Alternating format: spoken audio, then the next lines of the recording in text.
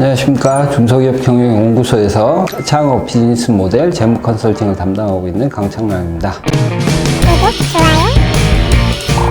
오늘은 정책자금을 신청하신 분들이 저희 쪽으로 많이 있어서 이분들 신청하시는데 이제 유의사항들 좀 미리 알려드리려고 해요. 왜냐면 이런 유의사항 모르시고 그냥 신청을 하시게 되면 서로 시간 낭비가 많이 될 수 있거든요. 미리 이 영상 보시고 정책자금 신청하시려고 준비하실 때 보시고 나서 어느 정도 본인이 해당되시는지 확인을 하고 진행하시는 게 좋을 것 같습니다. 그래서 오늘 시간에는 정책자금 관련해서는요, 오해가 하나 있어요. 제일 큰 게 누구나 받을 수 있는 거 아니에요? 이렇게 이야기를 하죠. 근데 실제로 정책자금을 누구나 받을 수 있는 건 아니에요. 이런 내용을 정확히 확인 안 하시면 나중에 괜히 시간만 낭비하실 수 있기 때문에 오늘 융자 제한기업 사항에 대해서 좀 간단히 소개를 드리도록 하겠습니다. 일단 기본적으로 정책자금은 정부에서 기본적인 요건만 갖추신 분들에게 최대한 정책자금 그 대출을 통해서 기업이 잘 될 수 있게 도와드리는 그런 프로그램인데, 그렇다고 해서 모두 다 해주는 건 아니에요. 그 융자 제한기업 사항들 하나씩 살펴보면요, 일단 첫 번째는 휴업이나 폐업 중인 기업이 있어요. 회생이나 파산 진행 중이신 분은 그게 다 완료되신 다음에, 그것도 완료됐다고 바로 그 기록이 없어지는 건 아니에요. 그래서 일정한 시간 텀을 두시고 진행하시는 것으로 생각을 하시고 준비를 하셔야 될 것 같습니다. 그 다음에 이제 제일 많이 실수하는 건데요, 그 정책자금 대상 제외 업종이라는 게 있어요. 사행산업 관련해서는 안 하시는 게 원칙입니다. 그러니까 사행산업이라고 하는 거는 그 도박이라든가 사치 향락, 그 다음에 건강에 유해한 거, 그 다음에 부동산 투기 관련된 이런 사업들이죠. 그래서 주점이 제일 커요. 주점은 안 됩니다. 그 다음에 블록체인 관련해서도 원천 기술이라든가 이런 게 아닌 사업들, 이런 것들은 이제 신청이 안 되시기 때문에 이 부분 미리 확인하셔야 되고요. 정부나 공공 부문에서 직간접적으로 운영을 지원하는 사업들이 있어요. 철도라든가 운송, 도로 관련된 이런 사업들은 정부에서 다른 쪽으로도 많은 지원들이 있기 때문에 제외된다는 거 알고 계셔야 되고요. 고소득이라든가 자금 조달이 상대적으로 용이한 업종이 있으시죠? 뭐 변호사라든가 아니면 세무, 보건 이쪽 관련해서 전문 서비스업 하시면서 고소득 하시는 분들은 이제 제외가 되신다. 이거는 알고 계셔야 됩니다. 그리고 이제 중진공 같은 경우는 중소기업들을 도와주기 위해서 하고 있지만 이 부분이 둘로 나뉘어 있어요. 그래서 중진공은 일정 규모 이상 또는 제조업 이렇게 한정이 돼 있고요.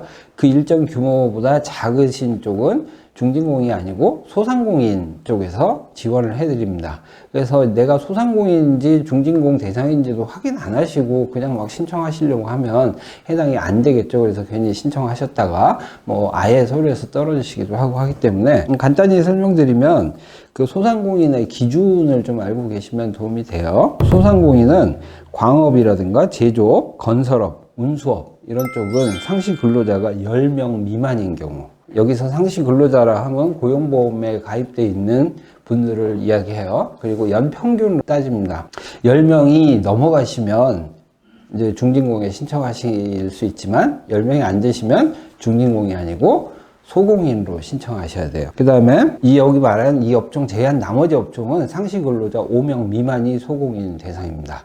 우리 직원이 지금 6명인데 이렇게 해가지고 저희 쪽에 이제 중진공 자금 신청하시겠다고 오신 분들이 계세요. 근데 실제로는 아까 평균으로 말씀드렸잖아요. 이제 뽑은 지 겨우 뭐 한 달, 두 달 된 직원들 해가지고 다 해서 6명이에요. 그러면 상시 근로자 수가 6명이 안 될 수도 있어요. 그래서 이런 조건들도 미리 점검하시지 않으시면 괜히 중진공 넣었는데 나중에 기껏 힘들게 신청을 했는데 소공인 가셔야 되는데요. 이러면 이제 최소 한 달 이상 손해를 보시는 거죠. 그 다음에 이제 이 부분, 여기까지는 그래도 어느 정도 알고 계신 분들이 많으신데 그 다음 부분에서 모르시는 분들이 많으세요. 최근 3년 이내에 정책자금을 받았는데 부당하게 사용하거나 아니면 그 허위의 방법으로 신청을 한 게 적발이 돼서 여기에서 이제 제재를 당하신 기업들은 안 됩니다. 다음은 뭐 임직원이 그 자금 횡령이라든가 기업 경영 관련해서 사회적 물의를 일으킨 기업이에요. 근데 이 중에 사회적 물의 중에 조심하셔야 될 게요. 임금 체불도 들어있어요. 그래서 임금 체불 해놓고 이 부분 정책 자금을 받으시겠다 하시면 사실 그 부분은 좀 문제가 있습니다. 그 다음에 업종별 부채 비율을 초과하는 기업이에요. 이 부분 진짜 잘 모르세요. 그래서 업종별 부채 비율이라는 표가 이제 나와 있는데 그게 이제 정책 자금마다 조금씩 달라요. 그래도 평균적으로 말씀드리면 약 한 340에서 400% 사이라고 보시면 돼요. 그래서 내가 이 부채 비율을 초과하면 중진공에 아니면 소공인에 신청하기가 어렵겠구나 라고 알고 계셔야 되는데 그 내용도 확인 안 하시고 그냥 바로 신청해 주세요, 신청합시다 이렇게 들어가시는 케이스가 있어서 상당히 안타깝습니다. 단 여기에 예외 조항이 있어요. 업력이 7년 미만인 기업, 중진공이라든가 소공인은 막 시작해서 어느 정도 이제 사업이 안정될 때까지 그 기간에 기업들을 도와주는 그런 프로그램이기 때문에 이 7년 미만인 기업들이 부채 비율이 낮게 나올 수가 별로 없죠. 그래서 이런 부분은 예외가 있기 때문에 업력이 7년 안 되신 분들은 내가 부채 비율을 약간 초과해도 가능하구나 라고 알고 계시면 되지만 그렇다고 해서 막 2000%, 3000% 이렇게 해도 되는 건 아니기 때문에 이 부분은 좀 잘 유의하셔야 되고요. 혹시라도 이런 부분에서 내가 좀 걸리는데 어떡하지? 이런 분들이 있으세요. 7년 이상인데 이 부채 비율에 걸리면 어떡하지? 할 때는 또 구제책이 하나가 있는 게 R&D 관련된 기업들, 기술 쪽 관련된 기업들은 매출액 대비 R&D 투자 비율이 1.5% 이상이 됐을 때는 운전 자금이 아니고요. R&D 개발 관련된 자금에 대해서는 이 제한이 없어요. 그래서 그럴 땐 신청이 가능하십니다. 중진공에서 하는 그 여러 가지 부실 징후 기업이라는 게 있어요. 중진공에서 회사를 평가하거든요. 그런 기업 등급이나 이런 게 나오는데 거기서 부실 징후 또는 최하위 등급이 될 때는 이런 기업은 신청하셔도 융자 제한에 걸리고요. 단 기업이 여기서 벗어날 수 있는 예외 조항이 하나가 있는 게 뭐냐면 전년도 대비 결산 연도에 유형 자산하고 그다음에 R&D 투자 비율이 모두 2.5% 이상 상승하는 경우에는 예외를 두고 있습니다. 그러니까 만약에 내가 우리 회사 상당히 안 좋은데 특히 여기 이 부실 기업에 해당하는 대표적인 지표가 자본 잠식이거든요. 자본 잠식인 회사들이 많아요. 근데 전액 자기 자본 잠식이 된 경우 아니면 2년에서 3년 이상 그 계속 적자인 기업 이런 경우에 지금 이 예외 조항을 두고 있기 때문에 이런 부분은 같이 이해하시면 좋을 것 같습니다. 그리고 또 하나는 기업 심사에서 탈락한 후에 6개월이 지나지 않은 기업이에요.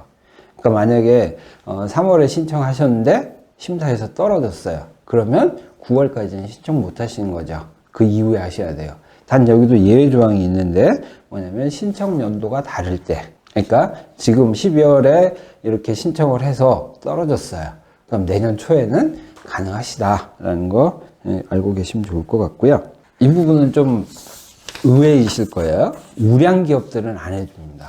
그래서 뭐 상장 기업이라든가 아니면 기업 신용 등급이 일정 수준 이상 보통 B 플러스인데 그거 이상인 기업들 아니면 매출액 규모가 일정 수준 이상 되는 기업들은 여기 융자 제한에 걸리기 때문에 신청하셔도 자금이 나오지 않는다는 거 알고 계시면 되고요. 정부나 지자체, 뭐 공공기관 등 다 통틀어서 이런 정책 자금을 5년 동안 100억 이상 받은 기업은 여기 또 대상이 안 되고요.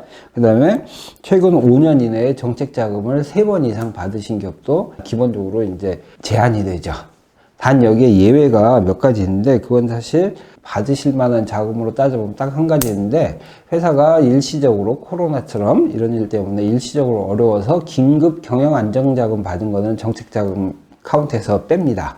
그래서 그런 경우 제외한 나머지는 5년 이내에 3회 이상 받거나 아니면 100억 이상 받으시면 융자 제한에 걸린다. 이걸 알고 계시면 좋을 것 같습니다. 좀 내용이 많아서 이렇게 설명을 드렸지만 차분히 한번 보시고요. 만약에 제가 설명드린 게 좀 부족하다 싶으시면 중진공이나 소공인 이쪽에 가셔가지고요. 그 안에 자세히 설명이 나와 있거든요. 융자 대상 제한 기업이라고. 그래서 그런 기업에 대한 내용들을 확인하시고 본인의 회사가 거기에 혹시라도 해당이 되는지 안 되는지 확인하시고 혹시 해당이 되신다면 아 내가 지금 바로는 정책자금을 신청할 수 없겠구나, 그러면 다른 길을 찾아봐야 되겠다라고 플랜 B를 가져가시는 게 좋지, 그냥 그런 거 전혀 확인 안 하시고 뭐 나라에서 다 이거 정책자금 준대는데 나 이거 받아가지고 이번에 이거 쓸 거야, 그런데 막상 어렵사리 지원해가지고 신청이 됐는데도 불구하고 이런 제한에 걸려서 몇 달을 또 허비하시고 또는 필요할 때 자금을 못 받으시는 이런 일이 없었으면 좋겠습니다. 그래서 오늘은 그 정책자금 관련해서 유의하셔야 될 첫 번째 시간으로 융자 제한 기업의 조건들에 대해서 살펴봤습니다. 감사합니다.